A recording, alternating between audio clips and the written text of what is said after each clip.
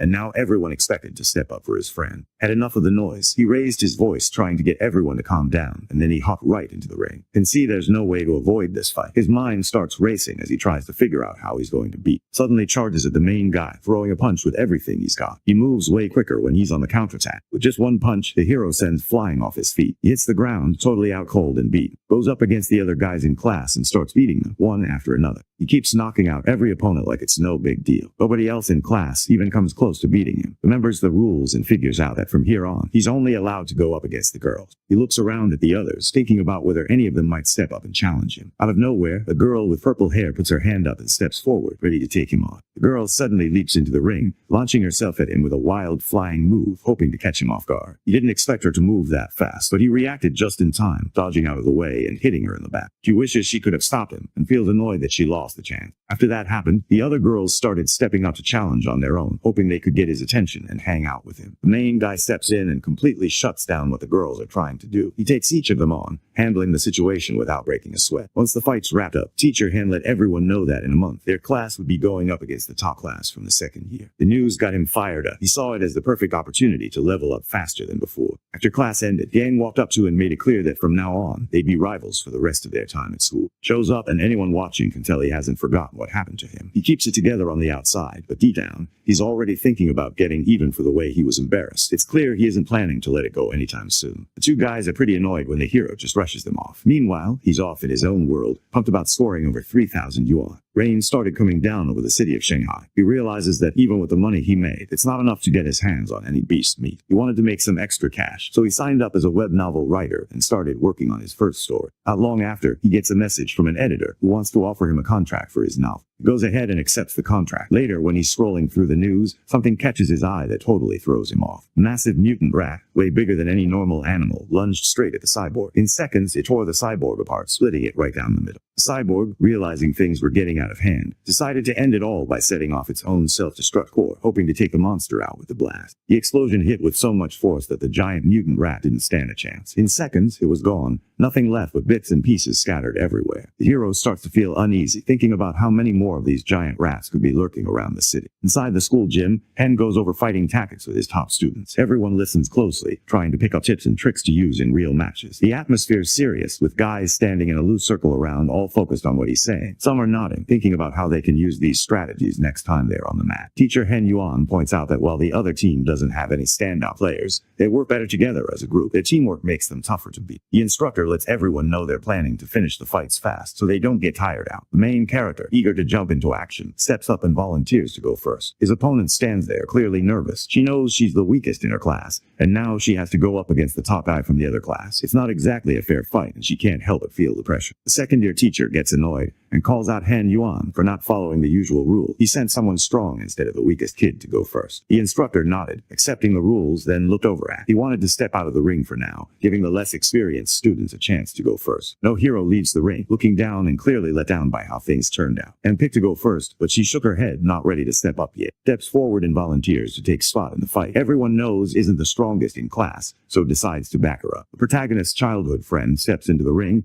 and it's obvious he's really tense. His hands are shaking a little, and he keeps glancing around, trying to steady his breathing. Everyone watching can tell he's not used to being in the spotlight like this. The classroom suddenly gets loud as everyone starts yelling and clapping, all rallying behind to show her some support. The crowd starts cheering, but instead of getting pumped up, she just gets even more nervous. Pauses for a split second, and her opponent doesn't waste any time. Sensing the opening, he charges in and throws himself forward, fist swinging fast toward her. She starts landing hit after hit on, making him back up and focus on blocking instead of fighting back. Knows she's probably not going to win, but she still chooses to stick it out and keep going. She figures if she can last longer, maybe her opponent will get tired before she does. 3 minutes go by, and the opponent starts to notice that just won't give up no matter what. Meanwhile, she's starting to feel tired and her breathing is getting heavy. She makes up her mind to finish things fast, so she goes in and nails Han with a strong kick. His childhood friend hits the ground, totally wiped out. Jumps up and takes off toward the instructor, moving fast like he's got rockets in his shoes. Teacher Hen looked impressed. He thought her strategy was clever. She kept her guard up, waited for her opponent to get tired, and then went in for the win. The main guy notices that she managed to keep up with an upperclassman who's had another year to train. He's impressed she held her own for more than 3 minutes and gives her a quiet nod of respect. Next up steps into the ring. His opponent looks worn out, breathing a little heavier than before. Notices this and gets ready, knowing he might have an edge this time. The crowd waits to see how this match will go, with everyone's eyes locked on the two fighters. She steps in fast and throws a high kick. The senior blocks the hit and quickly strikes back. She throws a punch that hits right on the chin, leaving her looking stunned and out of it. The older guy takes control and pushes down, holding her in place until she gives up. Gets called out for rushing in without bothering to defend herself. She gets labeled as arrogant, like she thinks she's untouchable. She admits she might not be as skilled, but points out that she's been practicing for an extra year. He walks out of the ring with his head down, clearly beaten. Walks up to the ring, determined to get back at the person who beat her friend. She steps up to face the senior, not backing down at all, and actually beats him, which no one really expected. Everyone's hyped about winning. The main guy gives Han some credit, thinking Tong only managed to win because Han wore down their opponent first. About 2 hours later, the rival teacher showed up with a smug look, pretty much letting know his class was down to just 4 students. He acted like the bet was already in the bag, and there was no way he could lose. Could feel the pressure starting to build. Han stands there looking sure of himself. He knows things are just getting started, and he's ready for whatever comes next. The teacher points at, making it clear it's his turn. Steps into the ring, feeling everyone's eyes on him, knowing it's time to prove himself. He jumps right into the ring. He was totally pumped, ready to show what he could do. He looked straight at his opponent, cracking his knuckles, making it clear he wasn't backing down. His stone fists were ready, and he wanted to see if the other guy was brave enough to take him on. The senior looks at him and just laughs a little, clearly not impressed. He thinks the guy is trying way too hard and acting like someone he's not. He gets pretty irritated when things don't go his way, so he charges ahead and lands a solid kick on the older guy. As soon as his opponent hit the ground, completely out cold, everything around him seemed to pause for a second. He looked down at the guy on the ground and started throwing out insults, not holding back at all. It was clear he didn't have any respect for him, making sure everyone around knew exactly how little he thought of the guy. But then someone else stepped into the ring. He stepped into the ring for his next fight, sizing up his new opponent, a senior with purple hair. The older guy looked him over, clearly thinking he was just some cocky kid who needed to be put in his place. The new opponent steps up, looking confident, and goes right in for an attack, ready to prove what real strength looks like. The senior couldn't believe how fast he was. He watched as the guy dodged his attack, moving quicker than he expected. It caught him off guard, and for a second he just stood there trying to figure out what happened. Steps in fast and lands a solid kick right on the senior. The second-year guy hits the floor. The girls in the class started cheering and making noise, pumped up about winning. He keeps racking up wins, knocking out one opponent after another without slowing down. He steps into the ring again, looking calm and focused. The crowd watches as he faces another upperclassman,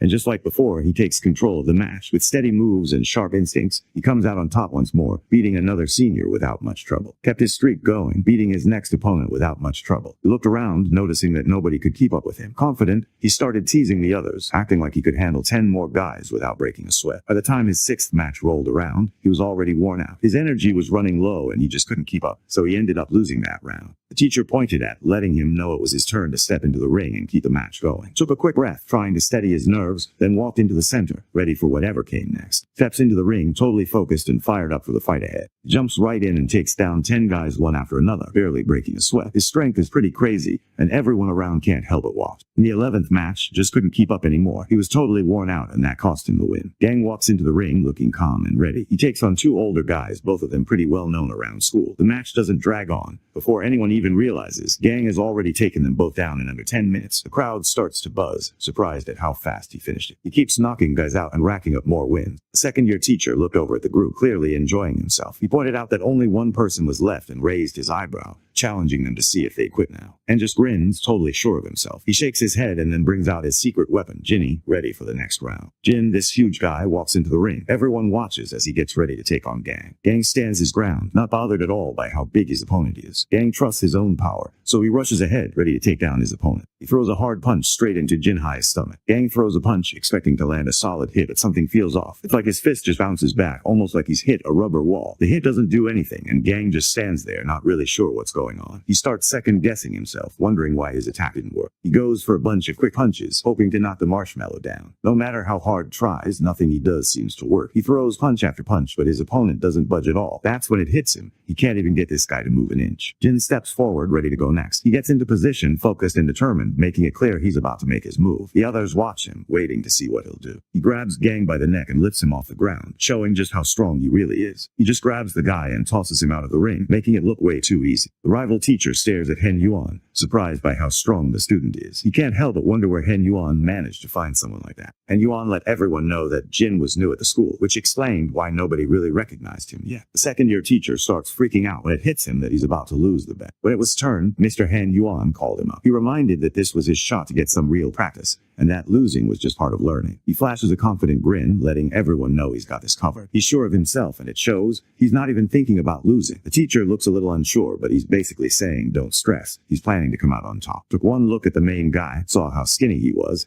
and figured he'd be easy to handle. He told the group that he wasn't the type to mess with people who couldn't stand up for themselves. All the girls in class started screaming and cheering for him. At the same time, they made fun of the main character's rival, not holding back with their trash talk. The chubby guy looks annoyed as the insults keep coming his way. He clenches his jaw, trying not to let it show too much, but anyone watching can tell he's getting fed up. He figures he should act cool about it, so he promises to stay put and let her make the next 10 moves. He does this to make sure the hero's fans don't call him out for picking on someone who can't fight back. The main guy just nods and goes along with the plan, not making a big deal out of it. Steps up looking serious and signals for him to go all out. He doesn't waste a second. He darts in and throws a solid punch straight at his opponent's stomach, putting everything he's got into it. The hit lands hard, sending the big guy off his feet and through the air, almost like he weighs nothing at all. Jin crashes into the ground so hard, it's like the whole place shakes. People nearby probably feel it in their bones. Everyone goes quiet. Nobody expected the fight to end like that, and now they're all just standing there, not sure what to do next. Out of nowhere, the whole class starts cheering for, pumped up about his win. The giant boy opened his eyes, totally lost. He lay there trying to piece together what went down and still not sure how he lost the fight so fast. The rival teacher looks at and can't help but be impressed. He can't believe actually knocked out Jinhai with just one punch. Teacher Han wasn't having it. He believed the real monster was what everyone thought. It was actually this guy named Wu. At that moment, the main guy walks over, curious about who Wu Tianjin is. The teacher tells the class about Wu, a senior who, back when he was a freshman, managed to beat all the top students from the third year. He talks about the guy like he's some kind of legend, someone who can sprint 100 meters in just 6 seconds,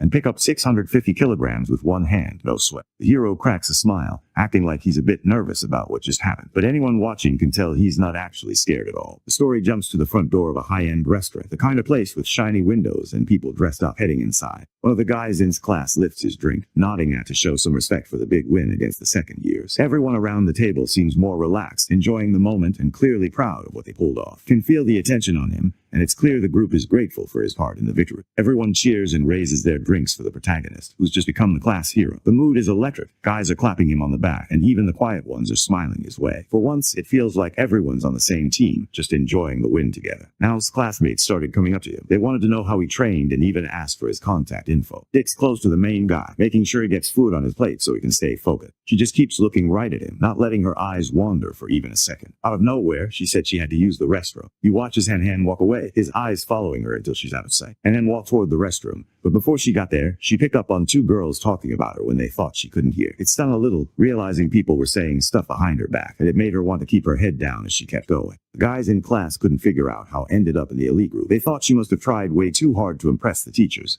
and started calling her names behind her back. Shows up and makes it clear she's not the kind of person who tries to get on everyone's good side. She spins around, stands tall, and lets everyone know she's been his friend since they were kids. The main guy spots Han looking down and can tell something's off. He wants to know what's going on with it. The girl lets out her frustration. She remembers how her mom used to promise that would just go away as she got older. She admits she still has to wear diapers to bed every night, and honestly, it gets on her nerves. She felt embarrassed and frustrated with herself, wishing she could have more control. Not being able to hold it and made her feel helpless, and she couldn't help but think there was something wrong with her. Looks at her with a steady gaze, making it clear that he doesn't see anything wrong with her. He puts his hands gently on her shoulders, and lets her know that her trouble with holding in her pee isn't just some random problem. It's actually her unique superpower. He didn't really get what was going on. The main character explains how her connection to water actually shows her special ability. Starts to wonder if has some kind of superpower too, since he's always been pretty strong. He grins, letting her know that he has a superpower too, just like she does. She started thinking about what kind of superpower the main guy might have. Lets them know he thinks that's a seriously powerful superpower. Out of nowhere, the main guy's whole vibe shifts. His eyes narrow, and you can tell he's not messing around anymore. The guys show up at this building and spot a bunch of men swinging brooms around, all trying to chase down some rats. The big guy freaks out, clearly upset as he tries to get everyone to stop messing with his friends. He's straight up angry now. His eyes narrow, fists clenched, and it's obvious he's had enough. All he can think about is getting back at the guys who mess with his rodent buddies. The guy completely loses it and grabs a broom, rushing straight at the exterminators. He's not thinking, just charging, all worked up and ready to swing. Looked at the guy, thinking there was definitely something off about him. Our hero could tell too. He figured the man probably had some problems going on in his head. The main guy thinks it's best if they head back, so the two of them walk off together, holding hands as they go. Next, the scene shifts to his house, where his family has all come together. The news on TV talks about a young woman who worked as a teacher. She went missing last week, and now everyone's hearing about it. Mom can't stop thinking about all the people who've gone missing lately. She wonders if this is already the 4th time it's happened just this month. The guy's dad steps in, but lets her know it's actually the 5th time this has happened. The news says that all 5 of the missing women are young and good looking. Mom gets pretty anxious whenever it's late. She really doesn't like the idea of wandering around outside by himself after dark, so she reminds to make sure doesn't head out alone at night. It was week C at the High City Police Station. A guy wearing a white lab coat steps into the room. Inside, the same rat-looking dude from yesterday is sitting there, getting questioned. The officer turns to the doctor, trying to figure out if the guy was actually a mental patient. The doctor didn't really have an answer and admitted he wasn't sure yet. The officer looks puzzled. He can't figure out why the man at the market just kept yelling nonstop. The guard glanced into the interrogation room, checking out what was happening inside. Out of nowhere, something strange starts to happen around the man. A shadowy energy seeps from him, making the air feel heavy and tense. The guy suddenly changes shape, turning into a huge rat. The doctor freaks out and quickly calls for help, wanting someone,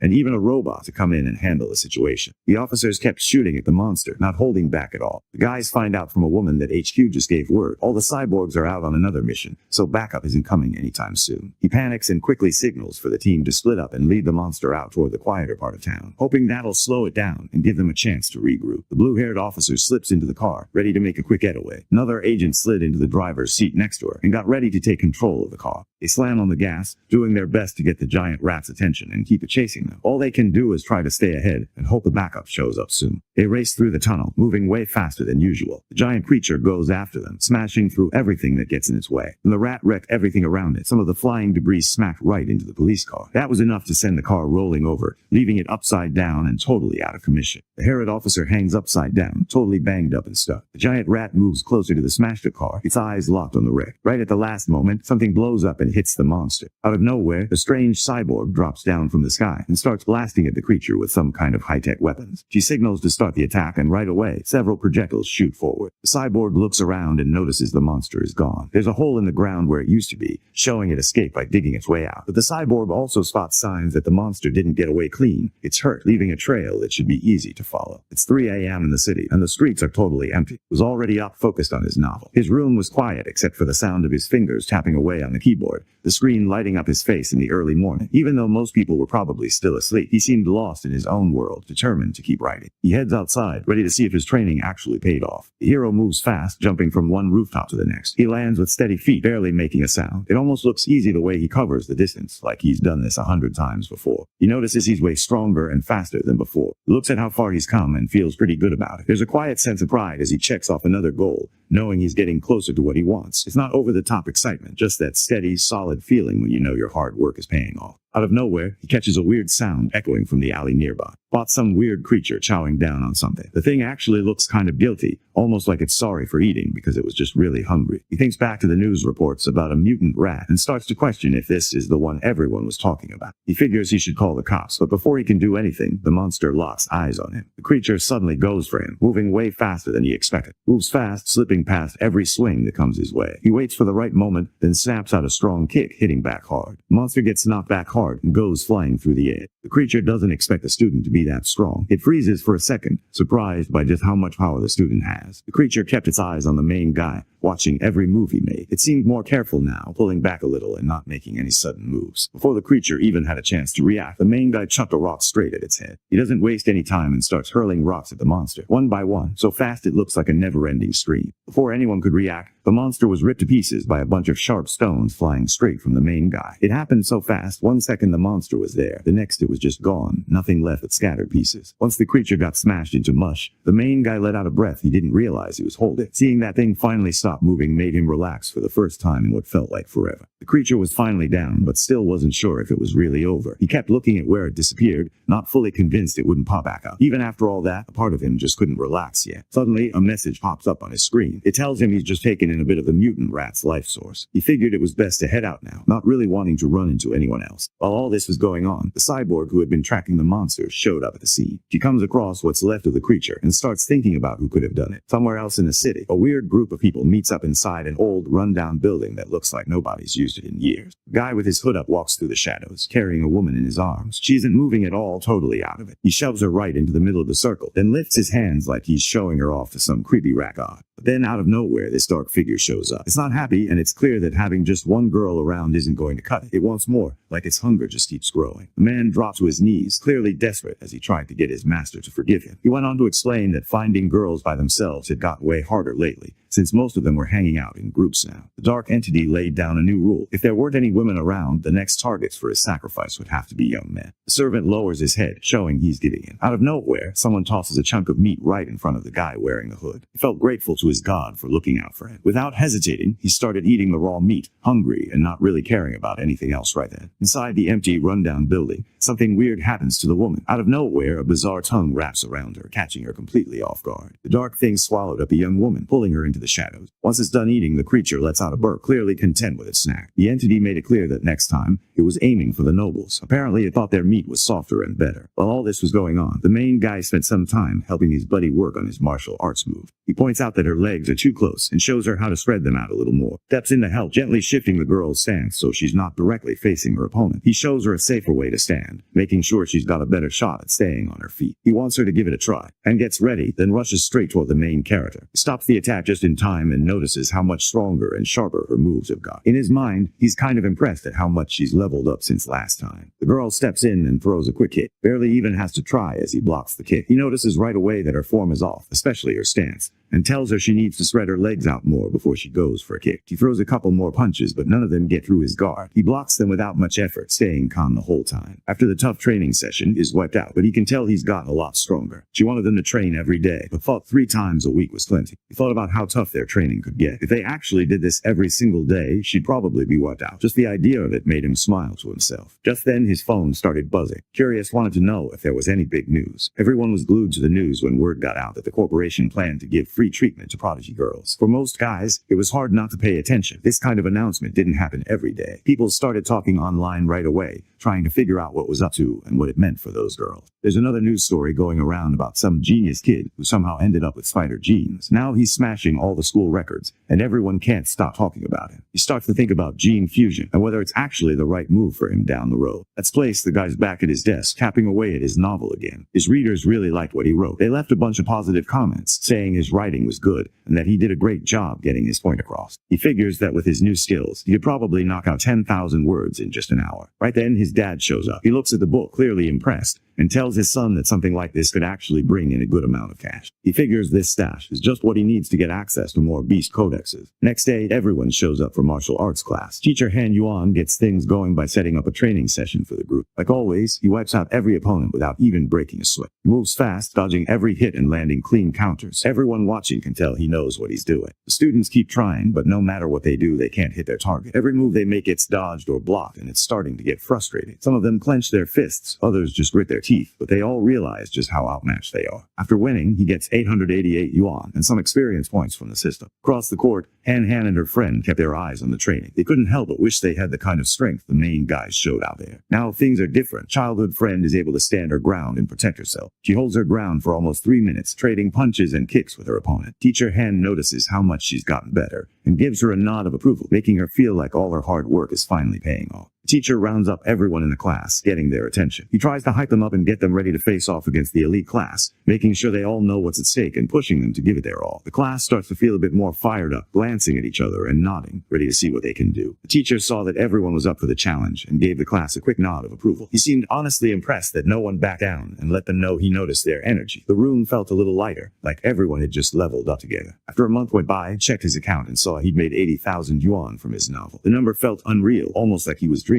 Every time he thought about it, he couldn't help but smile a little, realizing that all those late nights actually paid off. He heads out to the store, hoping to pick up some giant eagle meat. The saleswoman throws in a small discount, knocking 5% off if someone spends 100 jin. He turns it down since he still doesn't have enough. At school, Han walks over and signals that it's time for lunch, hinting that he wants him to join. Leads him over to a part of the cafeteria he hasn't seen before. He looks around and notices all the different dishes on the tables, each one looking better than the last. Watching the chefs work, he can't help but admire how good they are at what they do. And his friend grabbed their seats and got ready to eat. As soon as the food hit the table, noticed how good it smelled and couldn't help but show he was impressed. The guys grabbed their food trays, each loaded up with a meal. The hero's childhood friend noticed they'd gotten there before the crowd and seemed glad they didn't have to deal with a long wait. Out of nowhere, they catch the sound of people arguing because someone tried to sneak ahead in line. Starts to feel uneasy and wonders if they should check out what's going on, but sees that the fight is winding down on its own. He took care of everything while the bully kept yelling at him. The extra walks over to a group of other extras. They lean in close and start whispering to each other, glancing around like they don't want anyone else to hear what they're saying. The bullies closed in around him, crowding him with smug looks. They started messing with him, making it clear they planned to jump the line and didn't care who noticed. He stood there tense, aware of everyone watching but not sure what to do next. Right then, he lost his cool and told them off, making it clear they needed to head to the back of the line. The bullies just stand there, totally unfazed. He steps in front of the bullies, trying to block their way, but they just ignore him and push right past. Notices something off with, he can tell's caught up in a bad situation. Sees this too and steps in ready to help out. The main guy walks up to the bully and tells him to wait his turn like everyone else. The bully steps up and dares him to do something about it, making it clear he's not backing down. Pulls out his phone, holding it up like he's about to record or call someone. He makes it clear he's not messing around and could report the guy if things get out of hand. The bully gets mad, clearly not happy that someone might tell on him. He thinks it's not cool for anyone to go running to an adult. The whole thing just makes him look even angrier, like he can't believe someone would even think about getting out. The guy thinks to himself that cutting in line is actually way more shameless. With nothing else going on, the bully and his friends just walk off, looking pretty annoyed. Inside a fancy mansion, a group of people came together for a secret meeting. The leader lets everyone know that one of the guys on their team is out of the game. He brings in someone new to take the old member's spot. The leader lets everyone know that the rat god isn't interested in regular people anymore. Apparently, their flesh just doesn't taste good to it. One of the cult members points out how risky it is to kidnap nobles. The leader looks around at the group and points out that the kids of wealthy merchants, the ones without any real protection or influence, would be the easiest targets. The rest of the guys listen, knowing it makes sense. He looks over at the new guy and points him toward a good-looking young man, telling him that's where he should start practicing. The newcomer nods and takes on the mission. He tells them he'll bring back a good-looking guy from the city. The next day rolls around and lets Jin know that the guys who jumped the line yesterday are actually from the second elite class. The main character thought about how some people get good grades, but that doesn't always make them good people. He realized that just because someone does well in school doesn't mean they're always doing the right thing or treating others well. Sometimes, what matters more is how someone acts, not just the scores they get. Not long after, his phone buzzed with news that someone else had gone missing. He scrolled through the news on his phone and saw that another rich hair had disappeared. This made it the fifth one so far. He starts to wonder if the missing people might have something to do with the rat god cult. The day of the challenge finally comes around. Class gets ready, everyone feeling the pressure as they know they're up against the elite class. There's a buzz in the air, and you can tell everyone's on edge, trying to hype themselves up before it all begins. The bullies from the line glare at him, clearly annoyed, and one of them flips him off. He doesn't even flinch. Instead, he gives the bullies the same disrespectful gesture right back, which just makes them even angrier. The first match kicks off, and Shen, one of the guys from his class, heads into the ring. Her opponent suddenly charges forward and goes for a flying kick. The hit slams right into Shen, Ching, and squarely, knocking her backwards hard. The girl tries to push back, but the senior is way stronger and easily knocks her down. She hits the ground hard, struggling to get back up. Not long after, some of his classmates stepped into the ring one by one, but each of them ended up losing. The brown-haired girl steps forward and lands a solid kick on another student, dropping her to the ground. None of the kids in his class even managed to hit their target. Then a shorter guy with a solid build steps into the ring. He looks confident, like he's ready to take on anything. But it doesn't last long. He's knocked out almost right away. Not long after, a senior with bright red hair steps into the ring. He doesn't waste any time. Right from the start, he's clearly in charge, moving fast and making it obvious he knows what he's doing. In under 10 minutes, she takes down 9 people from his class. 3 of them are guys, and none of them stand a chance against her. There were just 4 students left in his class now. He, gang, and there were only 5 girls who left the elite class, so there were still 36 students hanging in there. Can tell right away that he's completely outmatched. Things aren't looking good for him at all. It's pretty clear he's in serious trouble. He grabbed his phone and reached out to, wanting to know if taking down the last 6 girls was even possible. Looks calm and sure of himself as he steps into the ring, getting set for the fight. Pictures himself taking on the girls and winning easily, a grin spreading across his face as he thinks about it. Steps in fast and takes down the first girl right away. He lets everyone know he's got it under control. The boy steps into the ring, focused and determined. He doesn't hesitate, moving quickly and using all his strength. One by one, 1, he manages to take down each of the 6 girls in the ring. It's not easy, but he keeps pushing through until they're all out. The crowd watches, impressed by how he handles the challenge without backing down. Not long after, the same guy who had pushed ahead in line climbs into the ring, getting ready to go up against you. The bully stood in front of him, throwing out insults and making it clear he was out to scare him. He leaned in, acting like this was the end for the other guy, trying to get under his skin and make him panic. You thought the guy was being rude for cutting in line, and decided he wasn't just going to let it slide. He started planning to get back at him, determined to make sure the dude paid for it. The bully rushes straight at him, ready to throw a punch. Isn't ready for what's coming, and gets nailed with a solid punch right in the stomach. He drops to his knees, pain shooting through him. That hit was way faster and harder than he expected,